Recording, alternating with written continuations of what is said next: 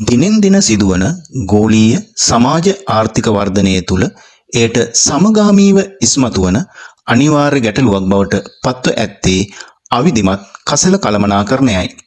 බටහිර ආකෘති ඔස්සේ දියුණුව කරා ළඟා වූ සංවර්ධිත රටවල් මේ සඳහා තිරසර විසඳුම් සොයා යද්දී තවමත් සංවර්ධනයේ වෙමින් පවතින තුන්වැනි ලෝකයේ රටවල් විවිධ කෘෂිකාර්මික සහ කාර්මික ශේෂ්ත්‍රයන්හිදී සිදුවන මෙම කසල ජනනය ආශ්‍රිත ගැටලු වලින් පීඩා විඳින අන්දම අපි අත්දැක ඇත්තෙමු. මෙරට දකුණු පළාතේ වේගවත් නාගරීකරණ ක්‍රියාදාමයක පහස ලබන ගාල්ල අගනගරයට තදාසන්නව පිහිටි ප්‍රාදේශීය ලේකම් කොට්ටාසයක් ලෙසින් බෝපේපොද්දල ප්‍රාදේශීය ලේකම් කොට්ටාසයටද මෙම අවිධිමත් කසල බැහැර කිරීමේ හා ඒ හේතුවෙන් මතුවන සමාජ සෞඛ්‍යමය අභියෝගයන්ට මුහුණ දීමට සිදු වී ඇති බව නොරහසකි. මෙකී අභියෝගය සඳහා කඩිනමින් විසඳුමක් වුවමනා කර ඇති වටපිටාවක බෝපේපොද්දල ප්‍රාදේශීය ලේකම් කාර්යාලය ලෙසින් කසල කළමනාකරණය යන ශේෂ්ත්‍රය ඍජුවම ආයතනික විෂයපතයට අයත් නොවුවද ඒ සඳහා ප්‍රාදේශීය ලේකම්තුමියගේ නායකත්වයෙන් සහ මඟ පෙන්වීමෙන් පරිසර සංවර්ධන නිලධාරී මෙහෙයවීමෙන් විධිමත් කසල කළමනාකරණයේ එක් මූලික පියවරක් තබන්නට උත්සුක වූයේ 2024 වසරේ මැද භාගයේදීය. විශේෂයෙන්ම ඒ සඳහා කාර්යාලයක් ලෙස අපව පෙළඹ වූ ගාමක බලවේගය සහ උත්ප්‍රේරණය වූයේ දිනෙන් දිනම ප්‍රදේශවාසී ප්‍රජා විසින් ලැබුණු අවිධිමත් කසල බැහැර කිරීම ආශ්‍රිත පැමිණිලි සම්භාරයයි කිව හැකිය. මේ සඳහා නිර්මාණාත්මක ප්‍රවේශයක් ගනිමින් මතු පරපුරට සුන්දර අනාගතයක් යන තේමාව පෙරටු කර ගනිමින් ආරම්භි ව්‍යාපෘතියට 2024 වසරේදී ලද ඉහළ ජනතා ප්‍රතිචාර මත 2025ක් වූ මෙම වර්ෂයේ මුල් කාර්තුව තුලද දියත් කිරීමට අප විසින් සැලසුම් කරන ලදී. ඒ අනුව ක්‍රියාත්මක වූ අප කණ්ඩායම නොදිරන අපද්‍රව්‍ය කාණ්ඩ 33ක් ඔස්සේ වර්ගීකරණයට ලක් කරන ලදී. ප්‍රජාව දැනුම්වත් කිරීම වෙනුවෙන් මනරම් අත්පත්‍රිකාවක්ද පිළියෙල විය.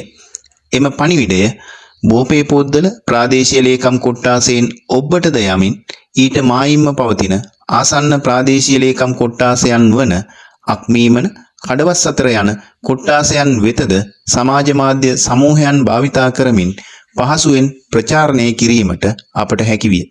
ව්‍යාපෘතියේ කසල එකතු කරන ප්‍රධාන ස්ථානයේ ලෙස බෝපේපොද්දල ප්‍රාදේශීය ලේකම් කාර්යාල පරිසරය නම් කළ අතර ගම්මාන මට්ටමින් කාර්යාලය වෙත එකතු වූ කසල අවසාන වශයෙන් කරාපිටිය රෝහල ඉදිරිපිට පිහිටි පොදු රථගාල භාවිතයට ගනිමින් එකතු කරගන්නා ලදී.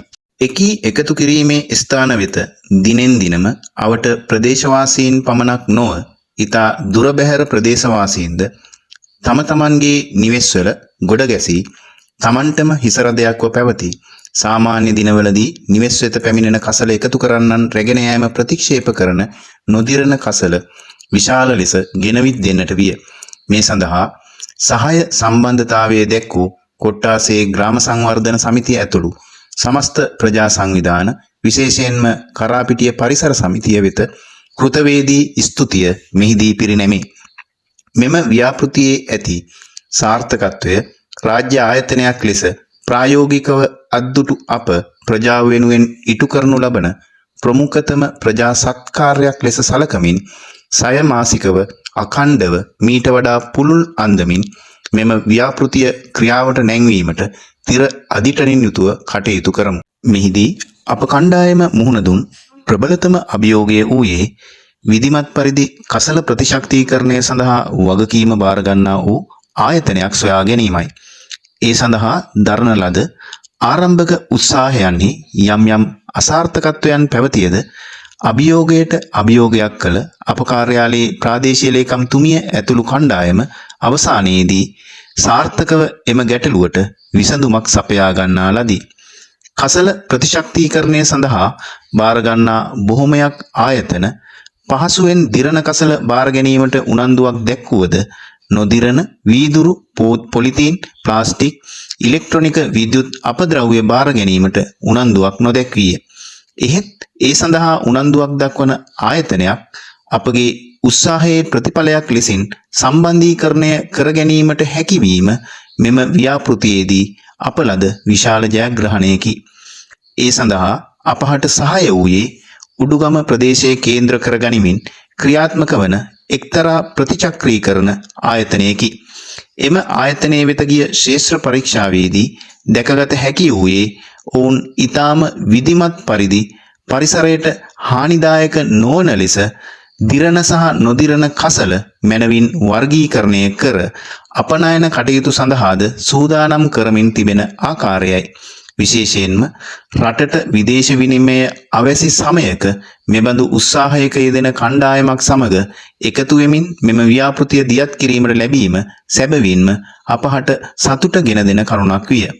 නොදිරණ කසල සම්පතක් බවට පත් කර ගනිමින් එයින් ජනිත වන සෞඛ්‍ය උවදුරු මැඩපවත්වා ගන්නා අතරම යම්කිසි ආර්ථික මෙන්ම සමාජ ප්‍රතිලාභයක් අත්කර ගැනීමට වෙහෙස වීමට අප ගන්නා උත්සාහය සමග අත්වැල් බැඳ ගන්නා ලෙස මෙයින් සැමට ආරාධනා කර සිටිමු.